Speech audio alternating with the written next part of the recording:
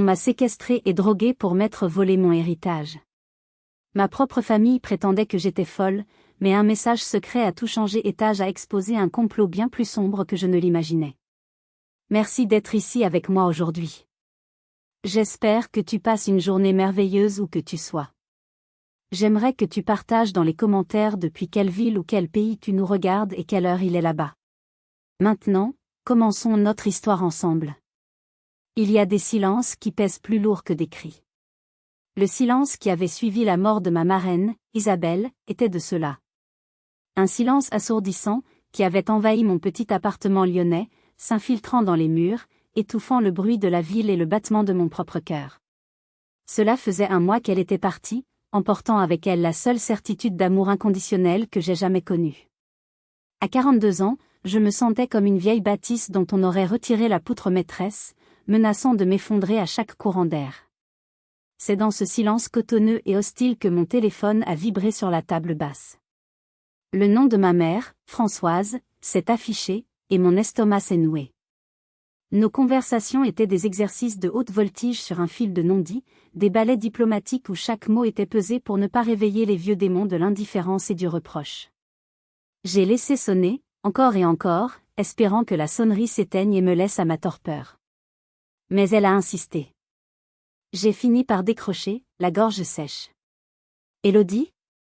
Ma chérie, comment vas-tu ? Sa voix était mielleuse, une intonation que je ne lui connaissais que trop bien. C'était sa voix des grandes occasions, celle qu'elle utilisait en public ou quand elle voulait quelque chose. Une voix qui ne lui appartenait pas vraiment. Je vais, maman. Fatiguée. Ma propre voix était un murmure rauque. Oh, je comprends, ma pauvre chérie. C'est une épreuve terrible, cette disparition d'Isabelle. Nous sommes tous si tristes. Ton père et moi, nous nous faisions tellement de soucis pour toi. Tu es si seule là-bas, dans ce grand appartement. Je pouvais presque visualiser son visage au téléphone, cette expression de compassion étudiée qu'elle arborait comme un masque. Le grand appartement n'était pas le mien, mais celui d'Isabelle, un lieu où je n'osais même pas encore passer la porte, de peur que son absence ne me saute à la gorge. Écoute, j'ai une idée, a-t-elle poursuivi, sans me laisser le temps de corriger. Une idée merveilleuse. Pourquoi ne viendrais-tu pas passer quelques semaines à la maison ? Au domaine. L'air de la Bourgogne, le calme, ça te ferait le plus grand bien. Pour te ressourcer, loin de tout. La famille doit se serrer les coudes dans ces moments-là. C'est ce qu'Isabelle aurait voulu. L'invocation d'Isabelle était un coup bas, une manipulation grossière, mais efficace. L'invitation est tombée comme une pierre dans l'eau stagnante de ma solitude. Le domaine familial. Un lieu que j'avais fui à 18 ans, un théâtre de souvenirs froids où j'avais appris à me faire invisible pour ne pas déranger. Le favoritisme est honté pour mon frère aîné, Adrien, l'héritier, le fils en or. Mes réussites scolaires accueillies par un hochement de tête distrait, mes peines d'enfant balayées d'un « arrête de faire ta comédie, Élodie, tu n'es pas le centre du monde ». Je ne sais pas, maman. Je dois commencer à m'occuper des papiers pour la succession, faire le tri dans les affaires d'Isabelle. Ne te précipite pas pour ces choses-là, ma chérie. La paperasse peut attendre. Ta santé d'abord. Viens te reposer. Adrien et Sophie seront là aussi, avec les enfants. Ce sera bien, tu verras. Une vraie ambiance de famille. Une méfiance instinctive, aiguisée par 40 ans de négligence affective, me hurlait de refuser. Mais la solitude était une ennemie persuasive, et le chagrin, un puissant anesthésiant de la raison. L'idée de ne plus être seule, ne serait-ce que pour quelques jours, était une tentation. Et puis, une partie de moi, cette petite fille stupide qui n'avait jamais cessé d'espérer, s'est accrochée à l'idée d'une possible trêve. Peut-être que le deuil pouvait vraiment changer les gens. Peut-être que cette fois, ce serait différent. D'accord, ai-je fini par murmurer, ma voix à peine audible. D'accord, je vais venir. Merveilleux, a-t-elle exulté, sa voix retrouvant instantanément son ton autoritaire habituel. Prends la route demain. On t'attend pour le dîner. Sois prudente. En raccrochant, un frisson désagréable m'a parcouru, malgré la chaleur de l'appartement. Je venais de dire oui. Je venais d'accepter de retourner dans la maison où j'avais appris à ne rien attendre, poussée par un espoir absurde. Je ne le savais pas encore, mais je ne venais pas d'accepter une invitation. Je venais de marcher droit dans la gueule du loup. Le lendemain, après 3 heures de route où les paysages de la campagne bourguignonne défilaient sans que je les voie vraiment, j'ai engagé ma vieille Clio dans l'allée gravillonnée qui menait au domaine. La grande maison en pierre de taille se dressait au bout, massive, presque menaçante sous le ciel gris d'automne. Elle n'avait pas changé. Elle semblait m'attendre, comme une vieille connaissance avec qui on a de mauvais comptes à régler, ses fenêtres sombres observant mon arrivée comme des yeux vides. L'accueil fut un chef-d'œuvre de fausseté, exactement comme je l'avais craint. Ma mère m'a gratifié d'une bise sur chaque joue, un contact fugace et sec qui sentait la laque et le parfum coûteux. Un geste pour la forme, sans aucune chaleur. Mon père, Gérard, m'a serré la main mollement, le regard fuyant vers le grand chêne du parc, comme si un arbre était plus intéressant que le retour de sa fille. Le voyage s'est bien passé, a-t-il marmonné, avant de se replier dans le silence qui lui servait de refuge. Adrien et sa femme, Sophie, sont descendus de l'étage, alertés par le bruit des graviers. Mon frère, plus arrogant que jamais dans son polo de marque, m'a gratifié d'un « Tiens, te voilà », condescendant, comme si j'étais une employée en retard. Sophie, elle, m'a scanné de la tête aux pieds, son petit sourire pincé jugeant mes vêtements simples et ma fatigue évidente. « Élodie, tu as l'air épuisée », a-t-elle lancé, ce qui dans sa bouche n'était pas une marque de sympathie mais un constat de faiblesse. La tension était une chose presque tangible dans le grand hall d'entrée, froide et coupante comme le marbre sous mes pieds. « Laisse tes bagages là, Camille va les monter dans ta chambre », a décrété ma mère, balayant mes valises d'un geste dédaigneux. C'est là que je l'ai revue pour la première fois depuis des années. Camille, ma petite cousine, la fille de la sœur de ma mère. À 19 ans, elle avait l'air d'un oiseau tombé du nid, fragile et effrayé. Elle est apparue du couloir de la cuisine, a pris mes sacs en murmurant un « bonjour », timide, sans jamais croiser mon regard. Il y avait une peur panique dans ses yeux. À l'époque, j'ai mis ça sur le compte de la timidité et de l'atmosphère pesante de la maison. Quelle erreur! Ma mère m'a conduite à ma chambre, celle que j'occupais enfant. Rien n'avait bougé. Les mêmes meubles sombres et lourds, la même tapisserie défraîchie, la même vue sur le parc aux arbres centenaires. C'était une capsule temporelle de mon mal-être adolescent. « Installe-toi, repose-toi bien », m'a-t-elle dit avec une sollicitude forcée. Surtout, ne te soucie de rien. Nous nous occupons de tout. C'est quand j'ai voulu prévenir Luc, mon ex-mari mais toujours mon meilleur ami, que j'étais bien arrivée, que j'ai compris le sens réel de cette phrase. Aucune barre de réseau sur mon téléphone. 0. Ah oui, a dit ma mère quand je suis redescendue pour le lui signaler, son ton un peu trop désinvolte. Le réseau est terrible ici, tu sais bien. Et le Wi-Fi est en panne depuis hier, quelle poisse. Le technicien ne peut pas passer avant la semaine prochaine. C'est la campagne, que veux-tu? Un deuxième signal d'alarme a retenti dans mon esprit, plus fort cette fois. Et pour ta voiture, a-t-elle ajouté comme si elle lisait dans mes pensées, ton père l'a rentrée au garage pour la protéger de l'humidité. Il a gardé les clés, comme ça, pas de risque de les perdre. Tu n'en auras pas besoin de toute façon. Tu es ici pour te reposer, pas pour courir partout. La cage venait de se refermer. Subtilement, efficacement, sous des prétextes bienveillants. Pas de téléphone, pas de Wi-Fi, pas de voiture. J'étais coupée du monde. Isolée. Et la seule personne qui semblait devoir interagir avec moi était Camille, désignée comme ma geôlière involontaire. La cage était dorée, confortable, mais c'était une cage. Et je commençais à peine à sentir les barreaux froids se resserrer autour de moi. Privé de toute distraction moderne, de tout contact avec l'extérieur, mon esprit est devenu une salle de projection où défilaient les films de ma vie. Les longues heures passées dans ma chambre, à regarder les feuilles rousses tomber dans le parc, étaient peuplées de fantômes. Des fantômes de Noël passé, de rires et de larmes, des souvenirs qui expliquaient le présent avec une clarté douloureuse. Je me suis souvenu de mes 10 ans, une image si nette qu'elle aurait pu dater de la veille. Le matin de Noël, le pied du grand sapin qui trônait dans le salon était une montagne de cadeaux. Ceux d'Adrien, emballés dans du papier brillant et surmontés de rubans extravagants, étaient énormes, spectaculaires, le dernier jeu vidéo à la mode, une panoplie complète de chevaliers, un vélo de course flambant neuf. Les miens étaient plus modestes, regroupés dans un coin, enveloppés dans du papier craft que ma mère recyclait d'une année sur l'autre.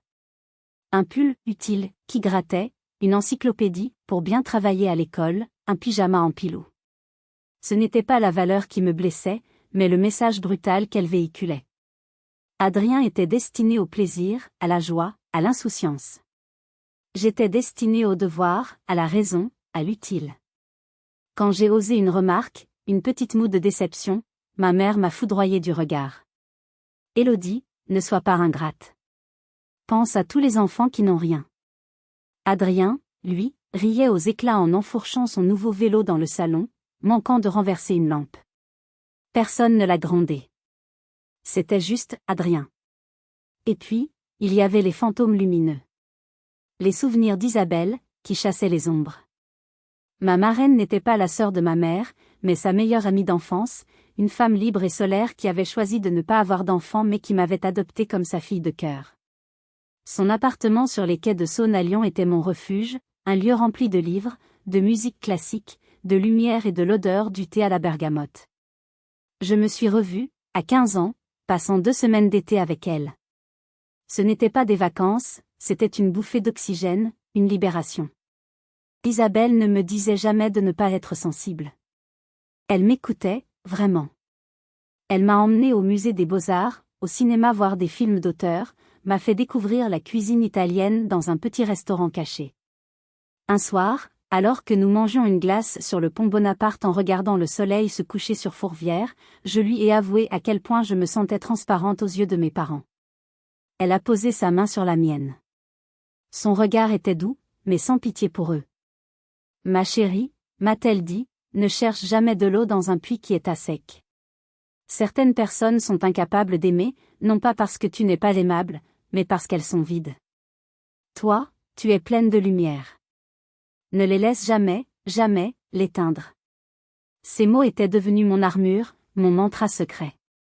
Isabelle m'a encouragée à faire des études de langue, elle a payé une partie de mon école de traduction quand mes parents jugeaient cela peu sérieux, elle a célébré chaque contrat que je signais comme une victoire nationale. Elle était mon rayon de soleil, mon encre, ma preuve vivante que j'étais digne d'être aimée. Je me suis aussi souvenu de la jalousie à peine voilée de ma mère, de ses pics acides. Isabelle te gâte trop, disait-elle souvent, les lèvres pincées. Elle ne te prépare pas à la vraie vie. Le monde n'est pas si facile, tu sais. Pour ma mère, la vie devait être une lutte, et l'amour, une chose qui se mérite, que l'on gagne à force de sacrifice et de conformité. L'amour inconditionnel qu'Isabelle me portait était une anomalie, une menace à sa vision du monde, un reproche silencieux à sa propre froideur. Quand Isabelle est tombée malade, j'ai passé des semaines à son chevet. Ma famille n'est venue qu'une seule fois, une visite expéditive de 20 minutes qui ressemblait plus à une inspection des lieux qu'à un adieu. Après leur départ, Isabelle, affaiblie mais lucide, m'avait serré la main. Fais attention à eux, ma puce. Surtout après. L'argent peut transformer les gens en monstres. Sur le moment, je n'avais pas compris la gravité de son avertissement. Assise dans cette chambre froide du domaine familial, ses paroles résonnaient avec une clarté terrifiante. Le puits était à sec depuis longtemps. Mais je réalisais maintenant qu'ils n'étaient pas seulement vides. Ils étaient avides. Et j'étais la seule chose qui se tenait entre eux et ce qu'ils convoitaient. Les jours suivants se sont écoulés dans une brume cotonneuse, une sorte de brouillard mental qui engourdissait mes pensées et alourdissait mes membres. Une fatigue étrange, poisseuse, s'était emparée de moi. Je me réveillais plus épuisée qu'en me couchant, et le simple fait de lire une page du livre que j'avais apporté me demandait un effort de concentration herculéen. J'ai mis ça sur le compte du chagrin, du choc, du changement d'environnement. C'était l'explication la plus simple, la plus rationnelle. C'était aussi la plus fausse. Le travail de sape psychologique continuait, insidieux et constant. Lors des repas, les seuls moments où nous étions tous réunis, la conversation tournait inévitablement autour de ma fragilité. C'était une campagne de déstabilisation menée avec une précision chirurgicale.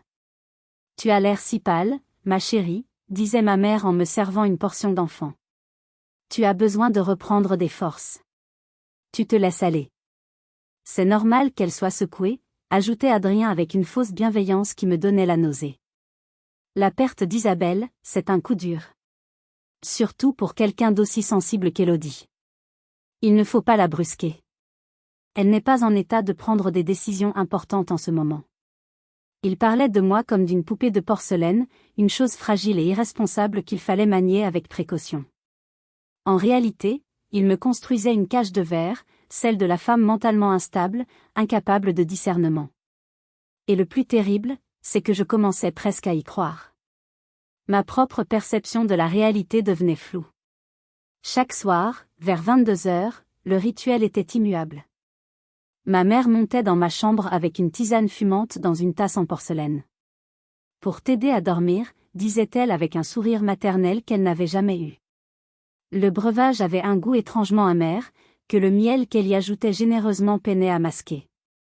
Je buvais, par habitude, par lassitude, pour qu'elle me laisse enfin tranquille.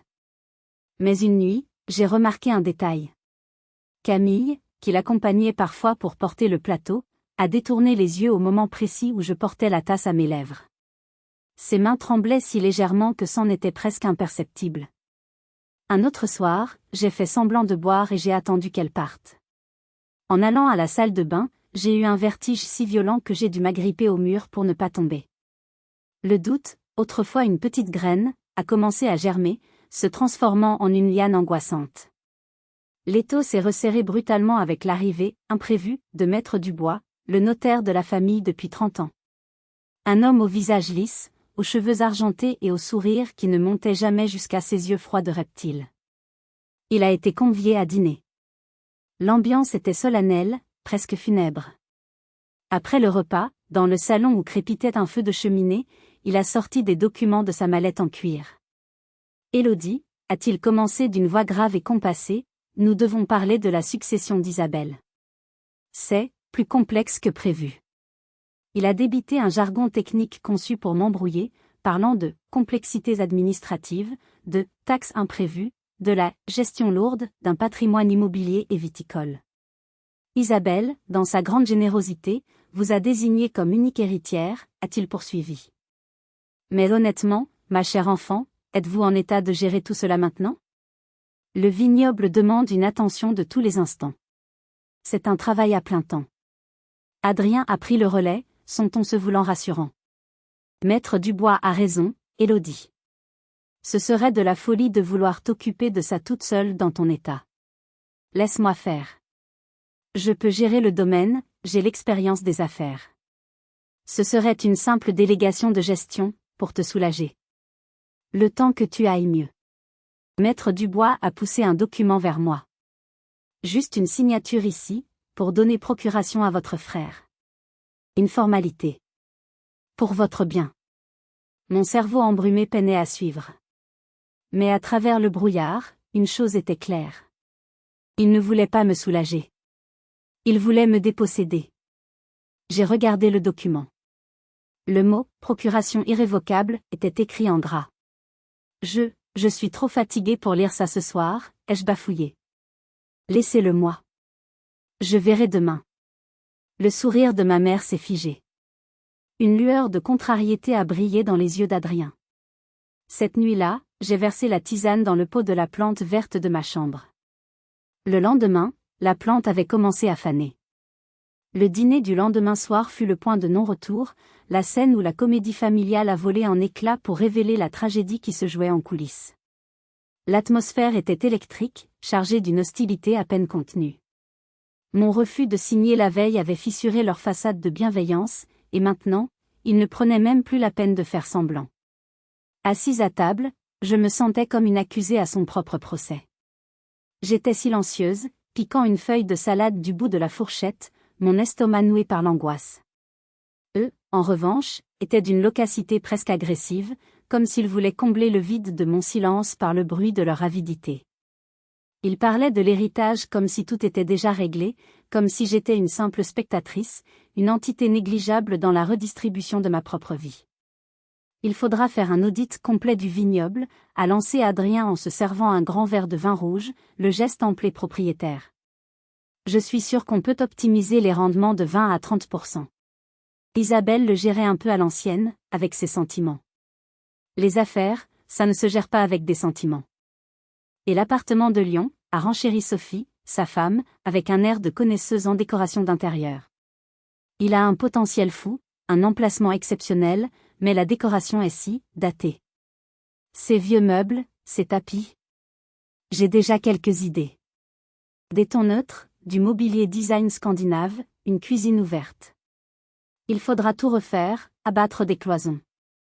Il parlait de l'appartement où j'avais passé les plus beaux étés de mon adolescence, des vignes qu'Isabelle avait chéries comme son jardin secret, comme s'il s'agissait de simples actifs à liquider ou à transformer.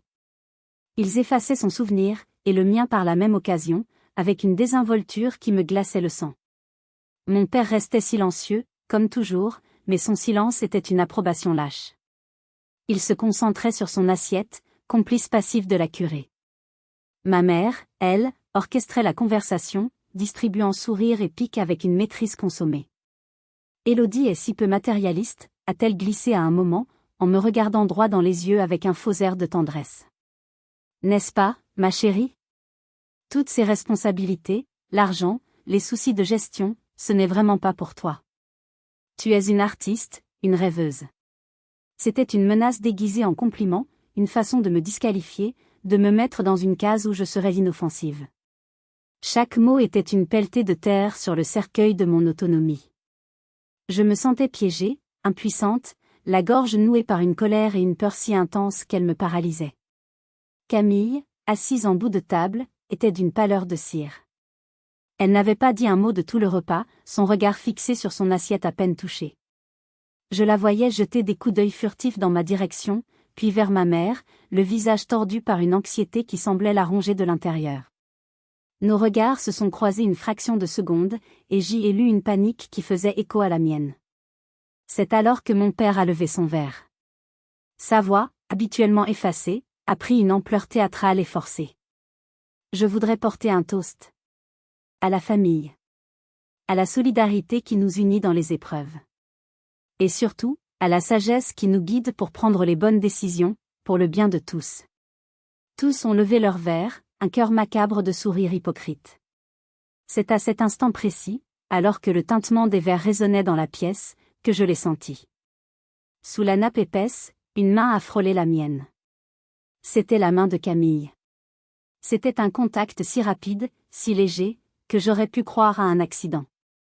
Mais ensuite, ses doigts tremblants ont pressé quelque chose dans la paume de ma main. Un petit bout de papier, plié en 4, minuscule et chaud. Mon cœur a cessé de battre. Le temps s'est suspendu. J'ai gardé la main fermée sur mes genoux, le papier brûlant ma peau comme un charbon ardent. J'ai levé mon verre d'eau, j'ai souri, j'ai bu une gorgée. Le plus grand numéro d'actrice de ma vie. Quand tout le monde a reposé son verre et que la conversation a repris, j'ai attendu une seconde d'inattention. J'ai baissé les yeux et, sous le couvert de la table, j'ai déplié le papier avec une seule main, le cœur battant à tout rompre. L'écriture était tremblante, presque illisible, tracée à la hâte avec un crayon à papier. Mais les mots étaient là. 2 phrases. En majuscules. Appelle les gendarmes. Ils te droguent. Le monde a basculé. Le sol s'est dérobé sous mes pieds. Ce n'était plus une suspicion, une paranoïa née du chagrin. C'était la vérité. Une vérité brutale, terrifiante, écrite noir sur blanc sur un misérable bout de papier. J'ai relevé la tête. Leur visage n'avait pas changé. Ils riaient d'une blague d'Adrien. Ils étaient des monstres. Et j'étais assise à leur table, souriant avec eux, avec leurs secrets mortels nichés au creux de ma main. La panique est une vague glaciale. Elle submerge tout, la logique, la raison, et menace de vous noyer. Pendant une seconde, j'ai cru que j'allais hurler, renverser la table, les accuser devant leur visage souriant. Mais une autre force, plus profonde, plus viscérale, a pris le dessus, l'instinct de survie. Hurler, c'était me trahir. C'était leur montrer que je savais, et je ne savais pas de quoi ils étaient capables s'ils se sentaient découverts. Je devais jouer le jeu, jusqu'au bout. J'ai replié le papier avec une lenteur infinie, les glisser dans la poche de mon jean. Ma main tremblait si fort que j'ai dû la cacher sous la table, la serrant jusqu'à ce que mes ongles s'enfoncent dans ma paume. La douleur physique était une ancre dans la tempête de ma terreur. J'ai attendu une pause dans la conversation, un moment où les rires s'étaient tus. Puis, j'ai porté la main à mon front, en grimaçant de la façon la plus convaincante possible. « Excusez-moi » ai-je dit, ma voix sonnant étrangement calme, presque détachée. J'ai une migraine terrible qui s'installe. C'est très violent. Je crois que je vais monter me coucher. Ma mère m'a dévisagé, ses yeux perçants comme des vrilles, cherchant une faille dans mon jeu. Déjà ? Tu es sûre, ma chérie ? Tu n'as presque rien mangé. Cette tisane te ferait du bien. Non, merci, ai-je coupé, un peu plus fermement. C'est la fatigue, je pense. Une bonne nuit de sommeil, c'est tout ce qu'il me faut. Je me suis levée, mes jambes étaient en coton. Chaque pas pour quitter la salle à manger, pour traverser le hall, était un effort surhumain. Je sentais leur regard planté dans mon dos, analysant ma démarche, mon silence. Je n'ai pas osé regarder Camille. Une fois dans ma chambre, j'ai fermé la porte, mais je ne l'ai pas verrouillée. Pas tout de suite. Je devais paraître normale. J'ai allumé la petite lampe de chevet, j'ai fait couler un peu d'eau dans la salle de bain, j'ai ouvert le lit. Des gestes normaux, pour un observateur invisible. J'ai attendu quelques minutes, le cœur battant à tout rompre contre mes côtes. Puis, j'ai sorti le téléphone que j'avais réussi à cacher au fond de ma valise, sous une pile de pulls. Sa batterie était à 15%. C'était tout ou rien. Et l'appartement de Lyon, a renchéri Sophie, sa femme, avec un air de connaisseuse en décoration d'intérieur. Il a un potentiel fou, un emplacement exceptionnel, mais la décoration est si datée. Ces vieux meubles, ces tapis. J'ai déjà quelques idées. Des tons neutres, du mobilier design scandinave, une cuisine ouverte. Il faudra tout refaire, abattre des cloisons. Il parlait de l'appartement où j'avais passé les plus beaux étés de mon adolescence, des vignes qu'Isabelle avait chéries comme son jardin secret, comme s'il s'agissait de simples actifs à liquider ou à transformer. Ils effaçaient son souvenir, et le mien par la même occasion, avec une désinvolture qui me glaçait le sang. Mon père restait silencieux, comme toujours, mais son silence était une approbation lâche. Il se concentrait sur son assiette, complice passif de la curée. Ma mère, elle, orchestrait la conversation, distribuant sourires et piques avec une maîtrise consommée. Élodie est si peu matérialiste, a-t-elle glissé à un moment, en me regardant droit dans les yeux avec un faux air de tendresse. N'est-ce pas, ma chérie ? Toutes ces responsabilités, l'argent, les soucis de gestion, ce n'est vraiment pas pour toi. Tu es une artiste, une rêveuse. C'était une menace déguisée en compliment, une façon de me disqualifier, de me mettre dans une case où je serais inoffensive. Chaque mot était une pelletée de terre sur le cercueil de mon autonomie. Je me sentais piégée, impuissante, la gorge nouée par une colère et une peur si intense qu'elle me paralysait. Camille, assise en bout de table, était d'une pâleur de cire. Elle n'avait pas dit un mot de tout le repas, son regard fixé sur son assiette à peine touchée. Je la voyais jeter des coups d'œil furtifs dans ma direction, puis vers ma mère, le visage tordu par une anxiété qui semblait la ronger de l'intérieur. Nos regards se sont croisés une fraction de seconde, et j'y ai lu une panique qui faisait écho à la mienne. C'est alors que mon père a levé son verre. Sa voix, habituellement effacée, a pris une ampleur théâtrale et forcée. Je voudrais porter un toast. À la famille. À la solidarité qui nous unit dans les épreuves. Et surtout, à la sagesse qui nous guide pour prendre les bonnes décisions, pour le bien de tous. Tous ont levé leur verre, un cœur macabre de sourires hypocrites. C'est à cet instant précis, alors que le tintement des verres résonnait dans la pièce, que je l'ai senti. Sous la nappe épaisse, une main a frôlé la mienne. C'était la main de Camille. C'était un contact si rapide, si léger, que j'aurais pu croire à un accident. Mais ensuite, ses doigts tremblants ont pressé quelque chose dans la paume de ma main. Un petit bout de papier, plié en 4, minuscule et chaud. Mon cœur a cessé de battre. Le temps s'est suspendu. J'ai gardé la main fermée sur mes genoux, le papier brûlant ma peau comme un charbon ardent. J'ai levé mon verre d'eau, j'ai souri, j'ai bu une gorgée. Le plus grand numéro d'actrice de ma vie. Quand tout le monde a reposé son verre et que la conversation a repris, j'ai attendu une seconde d'inattention. J'ai baissé les yeux et, sous le couvert de la table, j'ai déplié le papier avec une seule main, le cœur battant à tout rompre. L'écriture était tremblante, presque illisible, tracée à la hâte avec un crayon à papier. Mais les mots étaient là. 2 phrases. En majuscules. Appelle les gendarmes. Ils te droguent. Le monde a basculé. Le sol s'est dérobé sous mes pieds. Ce n'était plus une suspicion, une paranoïa née du chagrin. C'était la vérité. Une vérité brutale, terrifiante, écrite noir sur blanc sur un misérable bout de papier. J'ai relevé la tête. Leur visage n'avait pas changé. Ils riaient d'une blague d'Adrien. Ils étaient des monstres. Et j'étais assise à leur table, souriant avec eux, avec leurs secrets mortels nichés au creux de ma main. La panique est une vague glaciale. Elle submerge tout, la logique, la raison, et menace de vous noyer. Pendant une seconde, j'ai cru que j'allais hurler, renverser la table, les accuser devant leur visage souriant. Mais une autre force, plus profonde, plus viscérale, a pris le dessus, l'instinct de survie. Hurler, c'était me trahir. C'était leur montrer que je savais, et je ne savais pas de quoi ils étaient capables s'ils se sentaient découverts. Je devais jouer le jeu, jusqu'au bout. J'ai replié le papier avec une lenteur infinie, les glisser dans la poche de mon jean. Ma main tremblait si fort que j'ai dû la cacher sous la table, la serrant jusqu'à ce que mes ongles s'enfoncent dans ma paume. La douleur physique était une ancre dans la tempête de ma terreur. J'ai attendu une pause dans la conversation, un moment où les rires s'étaient tus. Puis, j'ai porté la main à mon front, en grimaçant de la façon la plus convaincante possible. « Excusez-moi » ai-je dit, ma voix sonnant étrangement calme, presque détachée. J'ai une migraine terrible qui s'installe. C'est très violent. Je crois que je vais monter me coucher.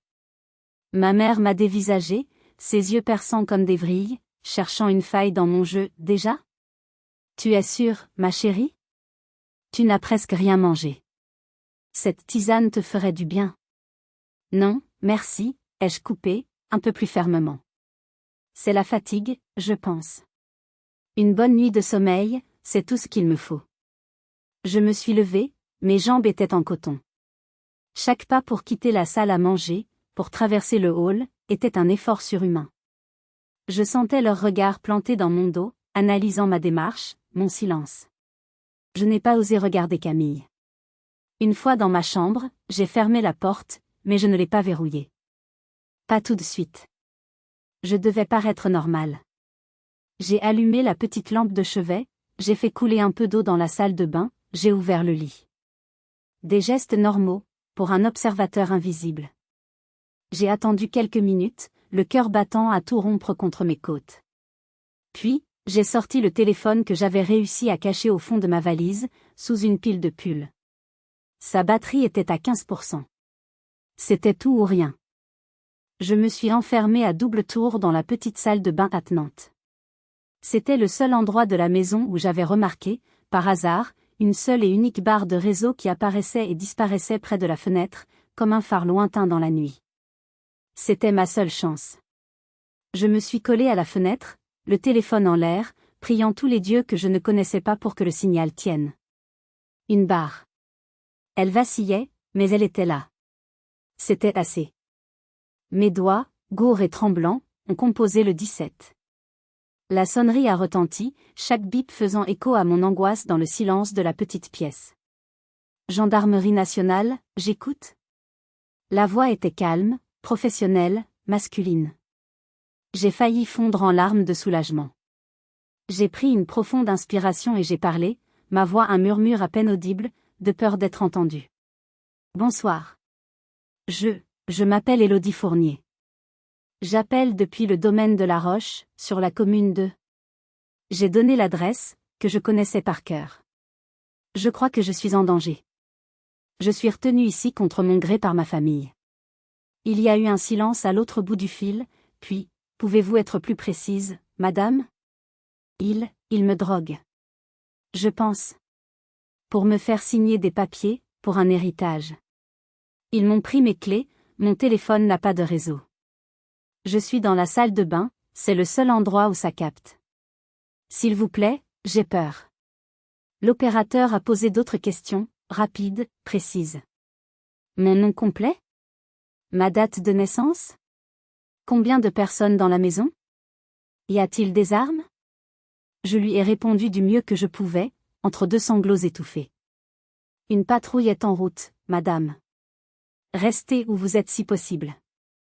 Ne vous mettez pas en danger. Ils seront là rapidement. J'ai raccroché.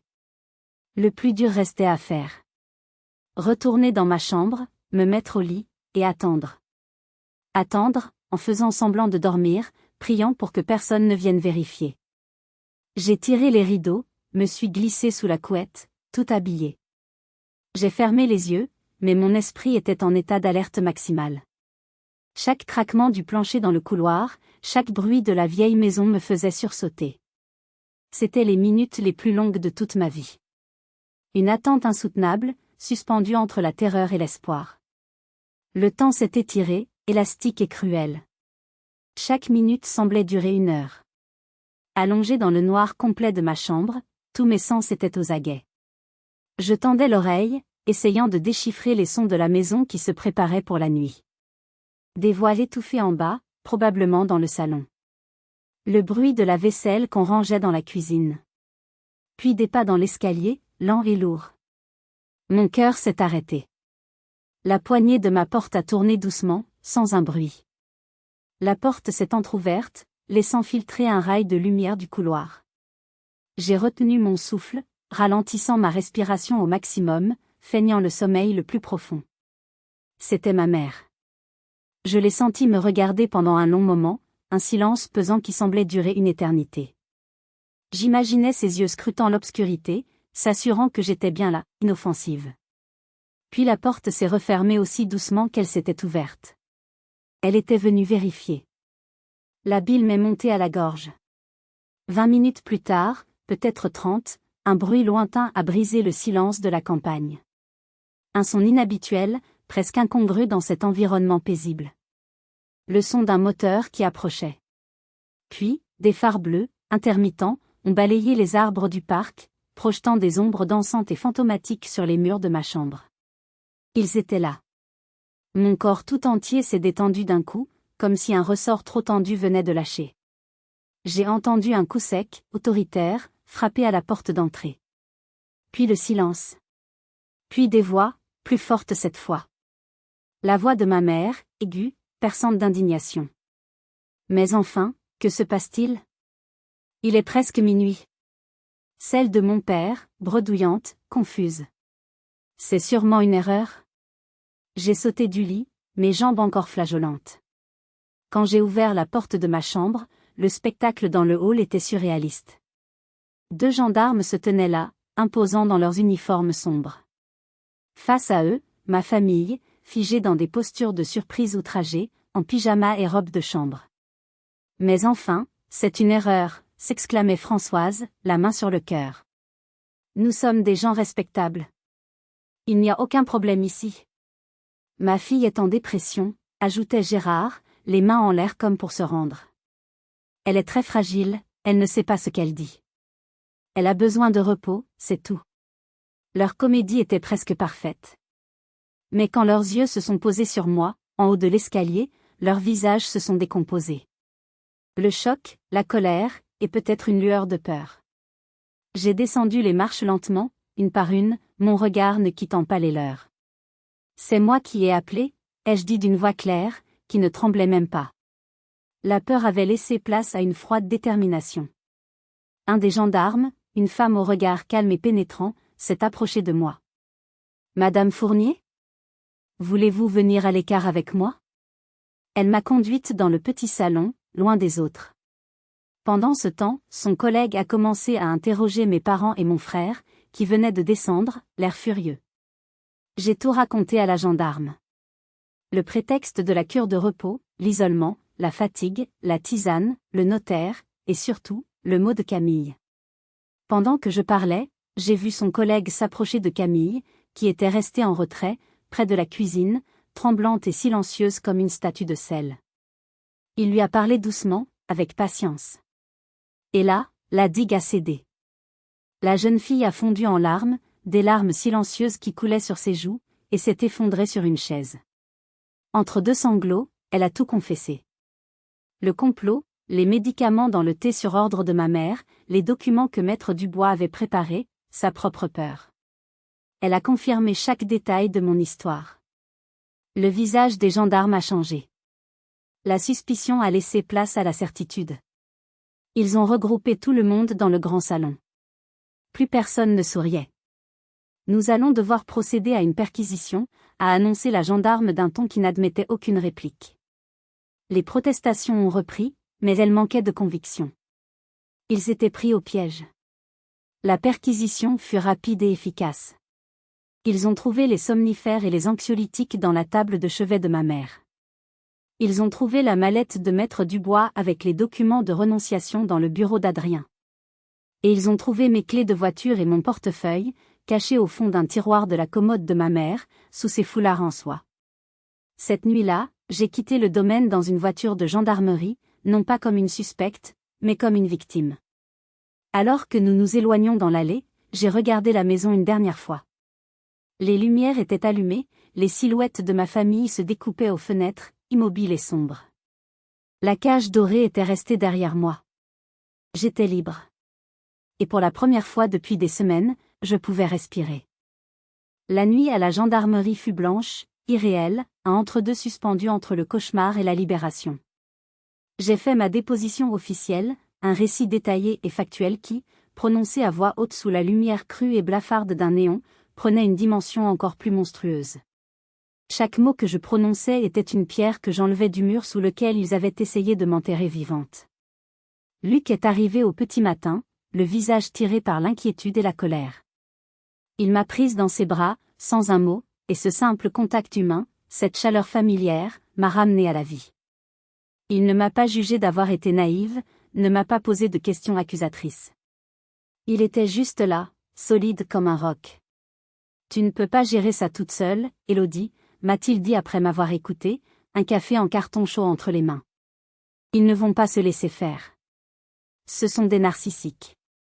Ils vont te dépeindre comme une folle, une menteuse, une hystérique. Ils vont essayer de tout retourner contre toi. Il te faut la meilleure. Je savais de qui il parlait. Maître Valérie Legrand.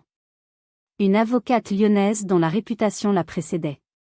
Spécialisée dans les affaires familiales complexes et les manipulations psychologiques, on la disait tenace, brillante et absolument sans pitié pour les manipulateurs. Elle était chère, mais à ce stade, le prix n'avait plus d'importance. C'était ma vie, ma dignité et l'honneur de la mémoire d'Isabelle que je devais défendre.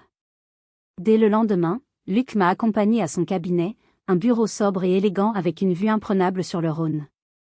Maître Legrand était une femme d'une 50aine d'années, à l'allure impeccable et au regard d'acier. Elle m'a écouté pendant plus d'une heure sans m'interrompre, prenant des notes précises sur un grand calepin. Son silence était empli d'une concentration intense. Quand j'ai eu fini, elle a posé son stylo. Madame Fournier, ce que vous avez vécu s'appelle une séquestration, une administration de substances nuisibles et une tentative d'escroquerie en bande organisée. Les faits sont d'une gravité extrême. Sa voix était calme, mais chaque mot pesait une tonne. Votre famille va utiliser 2 armes contre vous, votre prétendue fragilité psychologique et l'isolement. Notre travail va être de retourner ces armes contre eux et de prouver leur préméditation. Sa stratégie était claire, immédiate, et m'a insufflé une force nouvelle. Premièrement, plus aucun contact direct. Toutes les communications, quelles qu'elles soient, devaient passer par elle. Deuxièmement, documenter absolument tout, chaque appel manqué, chaque tentative de contact indirect. Troisièmement, et c'était le plus important à mes yeux, protéger Camille. Votre cousine est le témoin clé, a-t-elle affirmé. Elle est jeune, vulnérable. Ils vont exercer une pression énorme sur elle et sa famille pour qu'elle se rétracte. Il faut la mettre à l'abri. Immédiatement. Le soir même, j'ai appelé Camille. Sa voix était faible, terrifiée. Comme prévu, ses parents, mis au courant par ma mère, l'avaient traitée de traîtresse, de menteuse, et menaçaient de la mettre à la porte. Fais ton sac, lui ai-je dit, Ma voix pleine d'une assurance que je ne me connaissais pas, ne discute pas. Je viens te chercher. Avec l'aide de Luc, j'ai trouvé en moins de 24 heures un petit studio meublé pour elle dans un quartier tranquille de Lyon, près de son école. J'ai payé 3 mois de loyer d'avance avec mes propres économies. Quand je l'ai installée, elle a fondu en larmes dans mes bras, submergée par la peur et la culpabilité. « Pourquoi tu fais ça pour moi ?» a-t-elle sangloté. Je les ai aidés. J'ai eu si peur. Tu m'as sauvée, Camille. C'est toi qui as eu le courage de m'alerter. Sans toi, je ne sais pas où je serais aujourd'hui. Maintenant, c'est à mon tour de te protéger. En prenant soin d'elle, en la mettant en sécurité, je prenais soin de la petite fille en moi qui n'avait jamais été protégée. Je n'étais plus une victime passive attendant que le sort décide pour elle. J'étais devenue une combattante. Ma contre-attaque ne faisait que commencer. J'allais me battre avec leurs propres armes, la stratégie, la froideur et une détermination sans faille. Ils avaient sous-estimé la « petite chose fragile ». Ça allait être leur plus grande, et leur dernière, erreur. Quelques jours plus tard, la nouvelle est tombée, aussi prévisible que redoutée, comme une pluie acide sur une plaie encore à vif. Ma famille, mes parents et mon frère avaient été libérés et placés sous contrôle judiciaire en attente du procès. Maître Dubois également. La justice suivait son cours, un cours lent, procédurier, parfois exaspérant. Les conditions de leur libération étaient claires et strictes, interdiction formelle d'entrer en contact avec moi ou avec Camille, de quelque manière que ce soit. Je savais, avec une certitude absolue, qu'ils ne respecteraient pas cette condition. Les narcissiques comme eux ne considèrent pas les règles comme étant faites pour eux. Ils voient les ordonnances du tribunal comme des suggestions, des obstacles à contourner, et non comme des ordres. Maître Legrand m'avait prévenu lors de notre dernier entretien. Ils vont essayer. Surtout votre mère. Elle ne peut pas supporter de perdre le contrôle. Elle va tenter une approche, probablement en jouant la carte de l'émotion. Soyez prête. Et elle a essayé. Une semaine, jour pour jour, après sa libération, on a sonné à la porte de mon appartement. Par l'œilleton, j'ai vu son visage, déformé par la lentille, mais immédiatement reconnaissable. Françoise. Mon premier réflexe a été la peur. Un frisson glacial le long de ma colonne vertébrale, la sueur qui perle sur mes tempes. L'envie de me cacher, de ne pas répondre. Mais la voix calme et déterminée de mon avocate a résonné dans ma tête. Soyez prête. J'ai pris une profonde inspiration.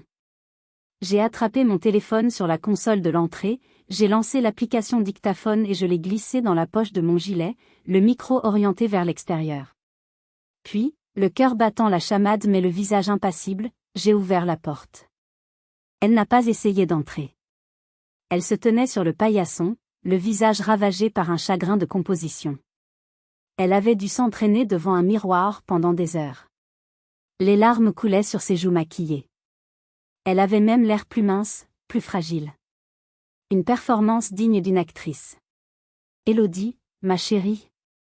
a-t-elle commencé d'une voix brisée, la main sur le cœur. « Comment peux-tu nous faire ça ? » ?»« Comment ? » Je n'ai rien dit. Je suis restée dans l'encadrement de la porte, mon corps barrant le passage, mon visage une toile blanche. Je la laissais jouer sa scène. « Tu déchires notre famille », a-t-elle continué, ses sanglots redoublant avec un timing parfait. « Ton père est anéanti, il ne mange plus. Adrien ne dort plus, il va perdre son travail. Tout ça pour de l'argent ? Nous qui t'avons toujours aimé, toujours protégé. » Le mot « protégé » a failli me faire éclater de rire. Un rire hystérique et amer. Mais je me suis contenue. Je la laissais parler, dérouler son numéro de victime, enregistrant chaque syllabe empoisonnée. Tu as toujours été si fragile, si prompte à imaginer des choses. Tu interprètes tout de travers. Cette cure de repos, c'était pour ton bien. Cette procuration, c'était pour te soulager. Et toi, tu nous remercies en nous envoyant la police, comme si nous étions des criminels. Tu nous humilies devant tout le monde. Son ton a commencé à changer. La tristesse laissait place à l'indignation, puis à la colère pure. C'était la vraie Françoise qui refaisait surface, le masque de la mère éplorée se fissurait. Tu n'es qu'une ingrate. Après tout ce qu'on a fait pour toi. C'est Isabelle qui t'a monté la tête, avec ses idées folles, son argent. Elle t'a pourri. Tu es devenue comme elle, une égoïste, une calculatrice. Tu es malade, Élodie, tu entends? Tu es malade mentale. Tu devrais être internée. Elle crachait les mots, le visage tordu par la haine. La haine de celle qui a été démasquée et qui a perdu le contrôle. J'ai levé la main, paume ouverte, dans un geste d'arrêt calme et définitif. Tu n'as pas le droit d'être ici, ai-je dit, ma voix basse mais incroyablement stable. Tu violes ton contrôle judiciaire. Chaque mot que tu prononces est en train d'être enregistré. Elle a eu un hoquet de surprise, ses yeux s'écarquillant. Elle a regardé la poche de mon gilet, comprenant soudain. La couleur a quitté son visage. Elle ne s'attendait pas à ce calme, à cette fermeté, à cette stratégie. Va-t'en, maman. Maintenant. Je l'ai regardé une dernière fois, son visage défait par la rage et la panique, et j'ai refermé la porte, doucement. J'ai tourné la clé dans la serrure. J'ai attendu d'entendre ses pas précipités s'éloigner dans le couloir. Puis, je me suis appuyée contre la porte, les jambes tremblantes. J'ai sorti mon téléphone de ma poche. J'ai arrêté l'enregistrement. Je l'avais. J'avais la preuve irréfutable de sa manipulation, de sa malveillance, et de la violation de son contrôle judiciaire. J'ai immédiatement envoyé le fichier audio à Maître Legrand. Sa réponse par SMS est arrivée 5 minutes plus tard. Parfait. C'est ce qu'on appelle se tirer une balle dans le pied. Laissez-moi faire. Le piège s'était refermé sur elle. Et c'est moi qui l'avais tendu. L'enregistrement audio a eu l'effet d'une bombe nucléaire sur leur stratégie de défense déjà chancelante. Maître Legrand l'a immédiatement transmis au juge d'instruction. La tentative de subornation de témoins, la manipulation psychologique et la violation flagrante du contrôle judiciaire étaient désormais des faits établis, enregistrés, indéniables. La crédibilité de ma mère, déjà mince, venait de s'évaporer complètement, la dépeignant non pas comme une mère inquiète, mais comme une manipulatrice acharnée. Cela a créé une onde de choc dans leur camp. La solidarité de façade, déjà fissurée, s'est transformée en une débandade chaotique. L'étau se resserrait, et les rats, sentant le navire couler, commençaient à se piétiner pour trouver une issue de secours. Le premier à céder fut le maillon faible que nous avions identifié, le docteur Renaud. Convoqué de nouveau par le juge, confronté à l'enregistrement qui prouvait la préméditation et la manipulation continue de ma famille, il a compris que sa carrière, sa réputation et sa liberté étaient en jeu. Son avocat a dû lui conseiller de coopérer sans réserve. En échange d'une promesse de peine réduite, il a passé des aveux complets.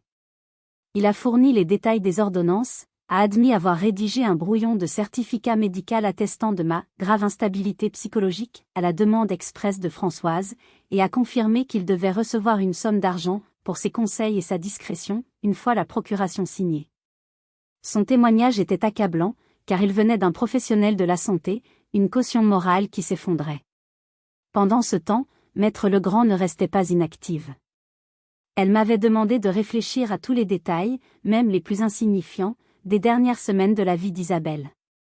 C'est là qu'un souvenir, une simple phrase entendue au téléphone, m'est revenue. Isabelle m'avait dit qu'Adrien et Maître Dubois la fatiguaient avec leurs histoires de papier. Sur une intuition, mon avocate m'a conseillé de contacter Madame Rossi, la concierge de l'immeuble d'Isabelle. Une femme d'un certain âge, discrète mais à l'œil de lynx, qui travaillait là depuis plus de 20 ans et qui adorait ma marraine, la considérant presque comme un membre de sa famille. Je suis allée la voir dans sa petite loge qui sentait la cire d'abeille et le café fort. Au début, elle était méfiante, protectrice de la mémoire d'Isabelle. Mais quand je lui ai expliqué la situation, son visage s'est durci et ses mains se sont posées sur ses hanches. « Ah, ces deux-là » a-t-elle dit, sa voix pleine de mépris. Je me disais bien qu'il y avait quelque chose qui n'allait pas. Votre frère est ce notaire ? Il venait tout le temps, sans prévenir. Il parlait fort dans le couloir, comme s'ils étaient chez eux. Il disait que votre marraine n'avait plus toute sa tête, qu'il fallait protéger son patrimoine. Protéger.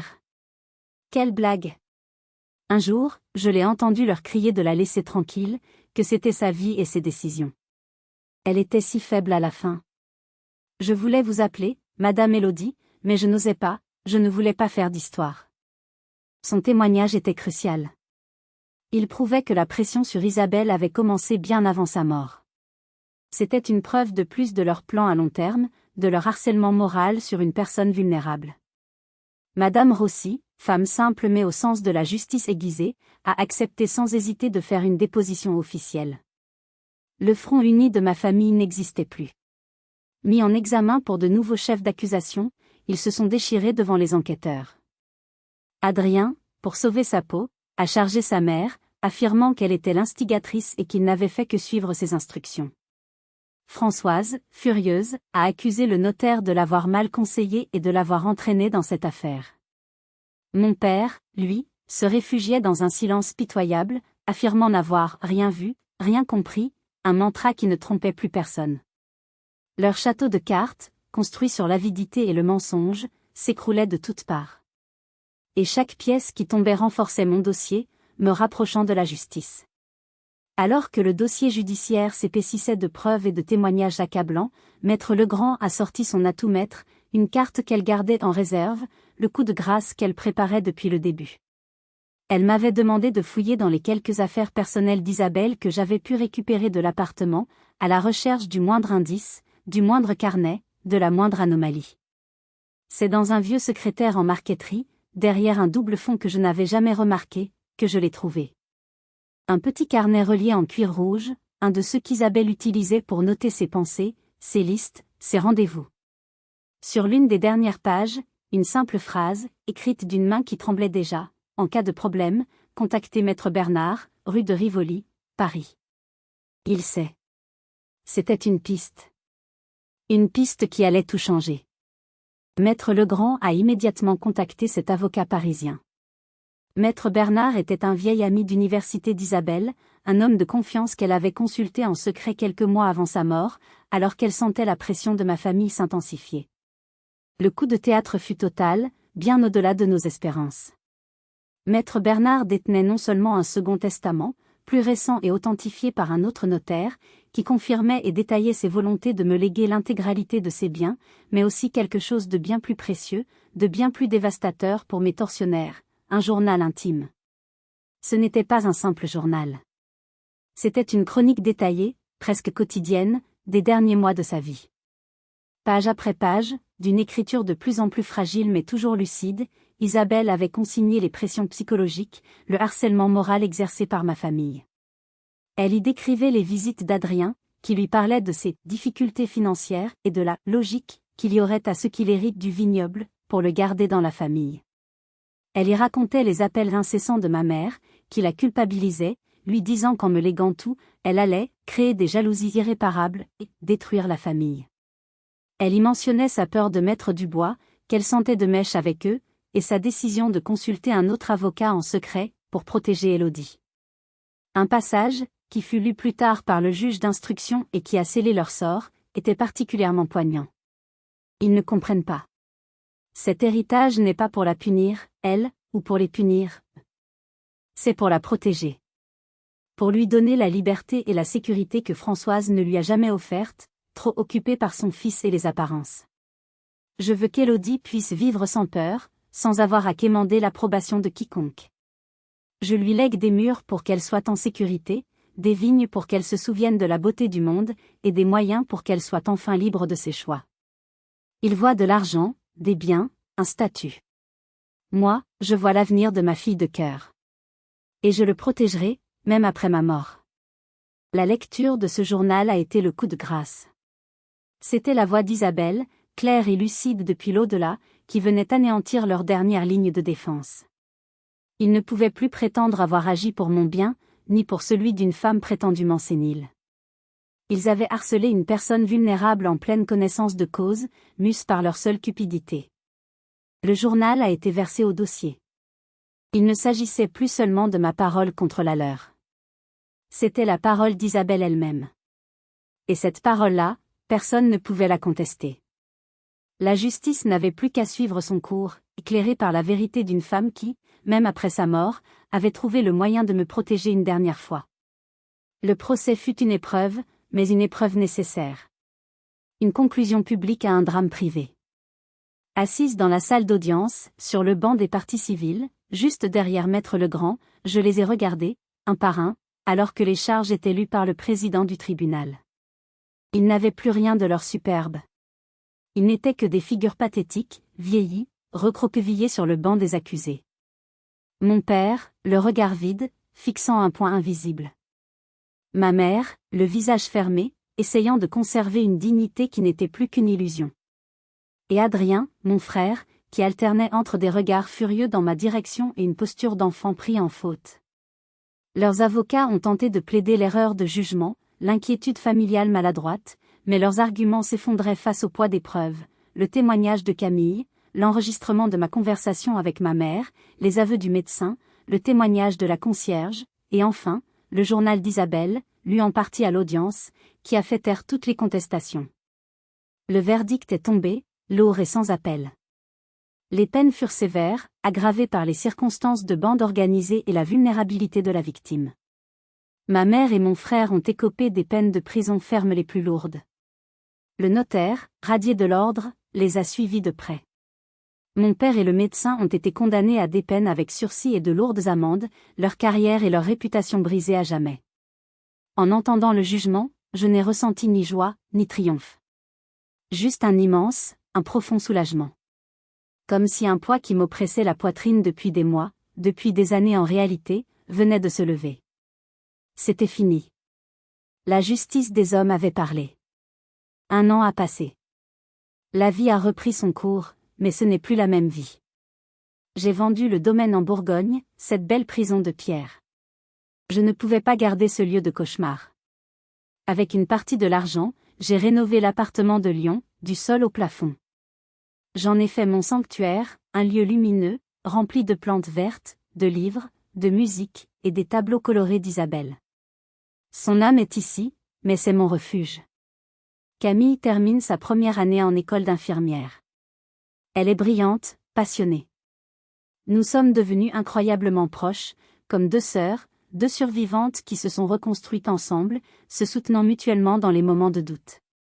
Elle a trouvé une force qu'elle ne soupçonnait pas.